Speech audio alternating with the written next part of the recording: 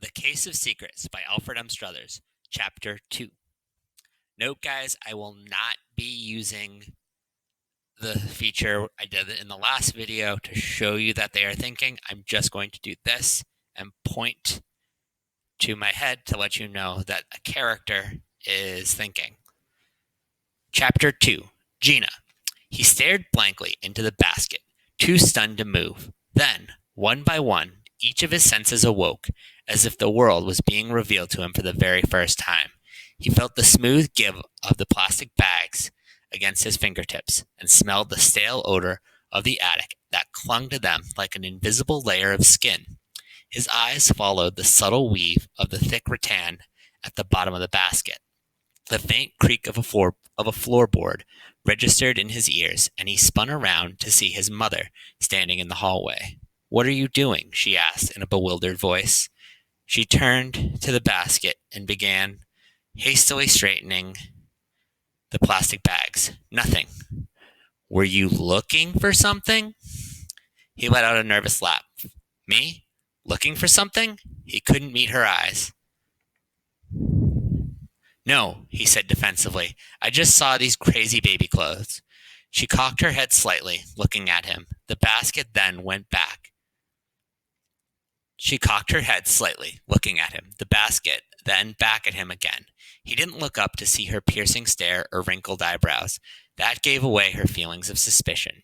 "I mean, just look at them," he said, quickly turning one of the bags over in his hand. "They're tiny." "Yes, Nathan, I know that. I brought them for you, remember?"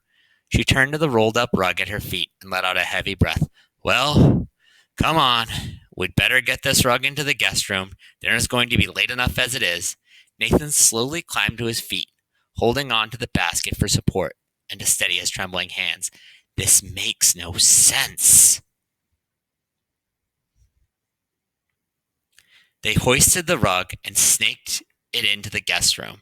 Once it was in place, Nathan went back out to the hallway and eyed the basket suspiciously. Books don't just disappear. A hand touched his shoulder. "Everything okay?" He flinched. "Huh? Oh, yeah. Good," she said, putting her arm around him. "Then you can come downstairs and help me peel potatoes." She playfully tousled his hair and then went down to the kitchen. Normally he would put up a fight, but he was too preoccupied with the troubling question that burned at his mind. Where did the book go? The main topic of discussion at the dinner table was a new printer for the office, and as Nathan's parents bantered on, he quickly tuned them out. The riddle of the book's whereabouts tormented him like a word problem in math class, the kind that drove him crazy. It usually started like something like, if Janie picked 3 bushels of apples and Tommy picked 2 bushels. His version was more frustrating. "I hid the book in the basket." He reached for the mashed potatoes. "I brought the basket downstairs and spooned a large dollop onto his plate. Went back later and it was gone." He eyed the glazed carrots, and no one has said anything about finding it. Then it came to him. What's the problem here? All he wanted to do was leave the book in the attic where no one would see it, and now it had mysteriously vanished. Isn't that the same thing? He had no idea how it happened, but the book was gone, his problem solved. It was time to forget about it and move on. His parents were still talking about printers, so he gobbled down the rest of his dinner and snuck up to his bedroom before he got roped into washing dishes. The laundry basket was still sitting in the hallway. He gave it a fleeting glance and snickered just before he ducked into his bedroom and closed the door. Not my problem anymore. He was halfway across the room when something caught his eye, and he stumbled on the rug, nearly falling over. Wait a minute. The book was sitting on his desk. Where did that come from? A cold chill slowly crept up his back, and he nibbled on the inside of his lip. That can't be the same book. He gulped, then slowly walked over to the desk. When he picked up the book and turned back to the front cover, to the title page, what he saw sent a nervous jolt through his entire body. Compton's Journal of Architectural Marvels. He'd barely finished reading when the pages started turning, all by themselves, and he flung the book down on the desk. "Stop it!" he shouted, backing away. But the pages continued to turn, 2, 3, 4 at a time. Then, as suddenly as they started, they stopped. The room was perfectly still, except for the sound of Nathan's rapidly breathing heart and quick breaths. A few seconds passed, and then he took a small step forward, then another. When he was close enough to touch it, he reached out with one lightning quick motion and closed the book. But just as he started to breathe a sigh of relief, it flew open again. This time, it startled him so much that he stumbled backwards and tripped on the rug, landing on the floor with a dull thud. It's just a book. It's just a book, he kept telling himself as he got to his feet. The book sat perfectly still on his desk, and for several moments he just stood there staring at it, trying to decide what to do next. Finally, he moved towards it again. This time, he didn't try to close it. He poked it with his finger, moving it a few inches across the top of the desk. Nothing happened. He nudged it again, a little harder. It slid a few more inches and stopped. Then nothing. That's when he decided it was safe to take a closer look. He leaned over the desk, holding his hair out of his face with one hand, while he looked down at the open pages. The first thing he noticed was a man's face looking back up at him. It was an old picture, faded and scratchy. And right below it, printed in bold type, was a name. Alistair Raven. Raven? That was a cool name. He read the first few sentences on the page, then a few more. Before long, he was well into the second paragraph, and without realizing it, he did the unthinkable. He picked up the book and took it over to his bed, never once taking his eyes from the page. As he lay in bed reading, strange words and complex images flooded in his mind. Finally, he couldn't keep his eyes open for another second. He never felt the book slip out of his hands and fall to his side. Sleep had already taken him. The next morning, when he awoke, Nathan climbed out of the bed, sleepy-eyed and hungry. His hair was the usual tangle atop his head, making it look like he'd combed it with a brick. He squinted as he stumbled across the room and went downstairs to breakfast. Soon after he began his second bowl of cereal, he remembered the book and the events of the previous day, and his mind was besieged with questions. Like the first raindrops of an impending storm, they came slowly at first and then gradually picked up speed. Before long, it was a downpour. Why does a book just fall off a shelf? How can it make breathing noises? What makes pages turn all by themselves? Who put it in my room? Nathan just stared off into space, thinking. None of it made any sense, and even if he wanted to, there was no one he could talk to about it. Who would believe him? Who would admit that such things were even possible? No one. There was a simple solution. Just put the book back in the attic and forget about it. Close the door and let it go. But he couldn't let it go. Not yet. Something in the book had sparked his curiosity. Something to do with the man in the photo, Alistair Raven. He couldn't remember what it was because he'd been half asleep when he read it the night before. He was drifting somewhere in the back of his mind, just out of reach. What he needed to do was read the chapter again. Now that he was fully awake, the nagging detail was eluding him was bound to resurface. He slurped up the last of his breakfast and threw his bowl in the sink, then ran all the way upstairs, skipping steps as he went.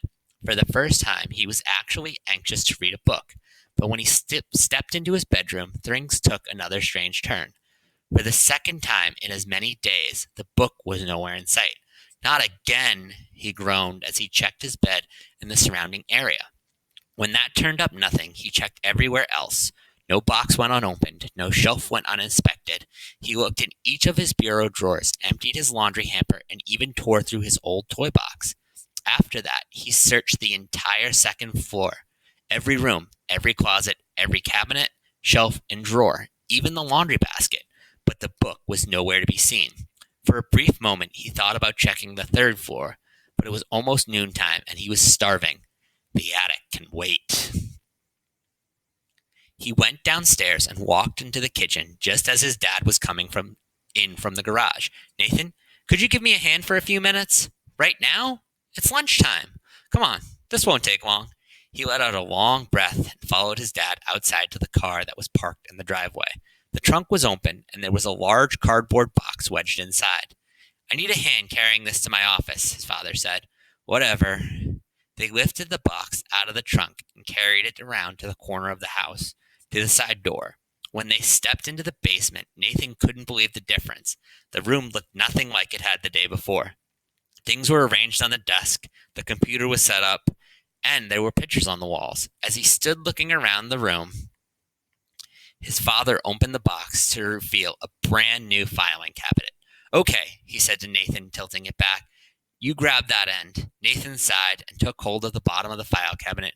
Where are we taking it? He asked, lifting it off the ground. It was lighter than he expected. Right over there, his father answered, nodding to an open space on the wall. Right next to it was a small table. Nathan took one look at the table and dropped the file cabinet on the floor. It landed with a dull metallic clunk. Hey, his father snapped. What are you doing? My book, Nathan exclaimed. It was sitting on the table in plain sight. How did it get down here? What book? His father asked. Just a book for school, Nathan stammered, picking up the bottom of the file cabinet. They carried it over to the wall and slid it in place. Then Nathan quickly grabbed the book off the table and tucked it under his arm, hiding it from view. You sounded rather surprised to see it. No, I just forgot where I left it, that's all. I see, his dad replied. And why would you bring one of your school books down here? He started to say. The room went totally silent as he stood dumbfounded, his mind racing to come up with an answer that made sense. Take better care of your things, his father said, breaking the silence, and you won't lose them, understand? Nathan quickly nodded, then raced back upstairs. He had no idea how the book got downstairs to the basement, but until he could figure it out, he'd put it in a place where no one would find it. This should work, he said as he shoved it in the drawer of his desk. Then he slid it way in the back, beneath a mess of notepads, school papers, and old assignment books. Out of sight, out of mind, until after lunch. With that problem solved, he went back downstairs to eat lunch. He was halfway through his sandwich when the telephone rang on the far wall. His mother answered it, then handed him the receiver. It's for you? Hello, he managed to say, chewing a mouthful of food. It's me. Hey, Gina, what's up? Did you forget something? She asked. His eyes widened and stopped chewing. I don't know, did I? You were supposed to come over, remember? Come over? What for? Gina exhaled loudly. Our project for school? Don't tell me you forgot about it. He replied, trying to think of a good excuse. Between the basement cleaning project and his trip to the attic, that's exactly what he'd done. But now that the book had turned up again, the only thing he wanted to do was take it back to the attic before it disappeared again. Gina McDermott was not going to let that happen. Well, he let out a long breath and grumbled under his breath. May as well get it over with. What was that? Nothing. I'll get my stuff and be right over. He hung up the phone and grabbed his backpack from the hall. There goes another perfectly good afternoon, and my chance to dump that strange book behind the first pile of boxes I find in the attic. Gina was waiting for him at the front door. Her cinnamon hair was pulled back behind her head in a thick braid, and a pencil was wedged behind her right ear. The look on her face said it all. You forgot about our project? She cracked. She never forgot about anything. Her eyes bore into him without blinking. We've only been working on it every day at school. Or did you forget about that too? She was giving her, sometimes I wonder how you make it through the day face. Nathan said nothing as he pushed past her into the house. What? No snappy answer? She asked, following in behind him. I lost something, he said, shrugging his shoulders, and I was busy looking for it. Gina rolled her eyes as she followed him down the hallway. I bet you were. And this time it's Gina, guys. When they got to the kitchen, Nathan saw a platoon of pens and markers on the kitchen table, perfectly positioned around the project. A large poster board with a map of the United States. Got enough pens? Gina slapped her knee and pretended to laugh hysterically. Then she threw him an icy glare that said, Grow up. I filled in the name of the streets this morning, she said. Well, you were losing whatever you lost. She picked up a blue marker and thrust it in his direction. You can do the state capitals. Lucky me, he mumbled, plucking the marker out of her hand. He opened his backpack and took out an atlas he'd found in his living room. He propped it open on the table and began marking off each state capital. The sunshine streaming through the large kitchen window nearby was a painful reminder of the beautiful afternoon that was going to waste. The only consolation was that he found the book and it was safely tucked away in his desk. Gina got busy adding geographical landmarks to the map, and for the next 20 minutes, the only sound to be heard was the squeak of magic markers on poster board. Gina started to relax a little as she examined her neat writing, scoffing at Nathan's slipshod markings. At least he's here working on it. Nathan was still working on state capitals when Gina asked, "Do you want something to drink? There's soda in the fridge." "Sure," he said, dropping his marker. "Anything is better than this." He went to the refrigerator and dug out a can of orange soda. Just as he was opening it, he noticed something hanging on the wall. "Hey, my dad has that same calendar." "Doesn't everyone?" Gina replied without looking up. "They were selling them in every store last Christmas." "Yeah, I remember," he said, his voice falling off. For several seconds he stood there without speaking, as a thought took shape in the back of his mind. "What is it?" Gina asked, looking up from the map. He didn't reply. "Nathan?" Nothing," he said at last. "Just thinking." He walked back over to the table and sat down, but he couldn't focus on schoolwork just yet. That calendar on the wall. His dad hung it in his new office, right over the table. It was no big deal when he saw it because that's when I found the book. He dropped the soda can on the floor, sending a spray of orange soda across the porcelain tile. "Hey, what are you doing?" Gina yelled, jumping up from the table. She ran over to the counter to grab paper towels while Nathan sat and stared out the window, lost in thought. When Gina came back 3 seconds later, she thrust a roll of paper towels at him. "Here, you clean it up." Nathan ignored her and the paper towels. "There's something I have to check out," he said as he stood up and walked away from the table. "What are you talking about? Come clean this up." She said nothing as he left the kitchen and walked like a zombie down the hallway towards the front door. "Nathan!" She hastily cleaned the floor and rushed outside after him. She had run to catch up and managed to reach him just as he was rounding the far corner of his house. "Where are you going?" she insisted, slightly out of breath, but Nathan never answered or even acknowledged her as he continued along the side of the house. He went to the side door, the same one he and his dad used to bring in the new file cabinet. When they stepped inside, his father was nowhere to be seen. The room was dark and quiet, so he went over to the desk and turned on the lamp. A soft white light immediately filled the room. Then he turned around. "Are you going to tell me what's going on?" Gina began. "Just as I thought," Nathan said, ignoring her question. He was looking at the calendar on the wall. "It's the same one that..." His mouth stopped working mid-sentence, and for a moment he stood there frozen in place, unable to speak. "What?" Gina asked. His attention was drawn to the table that sat directly beneath the calendar. His jaw hung open, as if the words he wanted to say were stuck sideways in his throat. Sitting on the table was the book, the same one he'd hidden in his desk drawer less than an hour before. "What's going on?" Gina asked. "You look like you've seen a ghost." Ghost. The moment she said the word, it all came together in his mind. The attic, the breathing noise, the pages turning, and now a second appearance in the basement. It wasn't a trick book. It was something very different. He just didn't want to admit it. "Ghost," he whispered as thoughts began to churn in his mind. It couldn't be, but it fit. I heard it. A ripple of fear shot through his body. The book took a breath. He felt his legs getting weak. Then the pages turned all by themselves, and his knees started to buckle. It wouldn't stay on the shelf. He grabbed the edge of the desk to steady himself. "It's a haunted book." By now he was clinging to the edge of the desk to keep from falling on the floor. Gina looked at his horror-stricken face, and then she gazed over at the wall. All she saw was the calendar, and just below it, the table. There was an old book lying there, but nothing else. It didn't make any sense. "Nathan! Nathan! What's wrong?" she asked, shaking his rigid body. "Is it that book?" She started for the table when he reached out and grabbed her arm.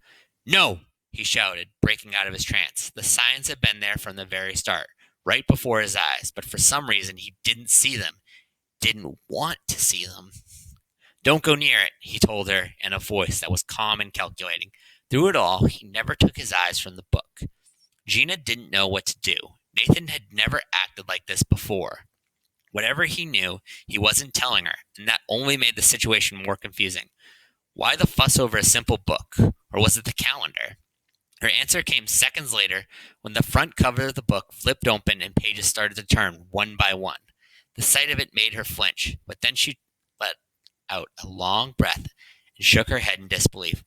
Okay, very funny, she said. Ha! You got me. Ha ha. Now it was making sense. This was classic Nathan Cole. He had somehow rigged the book to open, and for the pages to turn all by themselves. Probably just a small fan, hidden out of sight, or a piece of fishing line invisible to the eye. She made another move toward the book, but he grabbed her arm and pulled her back a second time. Seriously, Nathan, you got me. It was very clever. But can we please go finish our project? Nathan held her back as he continued staring at the book. No, he said in the same flat voice as the realization sank in. He knew from the start that the book was different, but he didn't know how or why. Did he believe in ghosts? He wasn't sure, not until now. At least tell me how you did it. I mean, it was very convincing. Nathan didn't respond. He ran his left hand through the long hair that was hanging in his face, slowly pushing it back over his ear as he continued to stare at the book. Stay here, he said as he stood up. Gina knew that move. She'd seen him do it dozens of times, like when he was about to do one of his stupid bike tricks. It was a nervous tick, and he always did it just before he took action. Wait, she said as he moved away from the desk. What are you going to do? He ignored her question and took a step towards the table, eyes dead ahead. The things he'd seen made perfect sense now. I know what you are, he said in a stone-cold voice. Who are you talking to? Gina asked, looking around. He took another step as each of the bizarre events flashed through his mind. You have something to tell me, don't you? Nathan? Hello? Gina said, wishing he'd stop this crazy talk. It was giving her goosebumps, up and down both arms. What is it you want? Nathan said, moving closer. Nathan! It's okay, he said in that same eerie tone. It wants us to look. Who wants? She began to say as he moved closer to the table. Look at what? But he didn't answer. His full attention remained on the book, with steel-sharp focus. Just tell me what you want, he said softly as he continued to move forward in measured steps. Gina was calling to him, but he couldn't hear her. In his mind, there was no one else in the room. There was only the book. You've been trying to tell me all along, haven't you? His movements were slow and steady, and as he continued to move, his voice remained low and reassuring. I wasn't paying attention. He was very close now, but you wouldn't let up. Gina wanted to run after him and pull him back, but her legs felt like they were bound in plaster. Even if she could, she didn't think it would do any good. Nathan was in some kind of a trance, possessed even, mumbling strange things in that creepy voice. It was way beyond any measure of determination he'd ever shown, all because of a book. But that didn't make any sense. Nathan Cole hated books. Then another possibility dawned on her, and it sent a ripple of fear through her entire body. Maybe it isn't a trick after all. He was just reaching for the book when she screamed, Nathan, don't!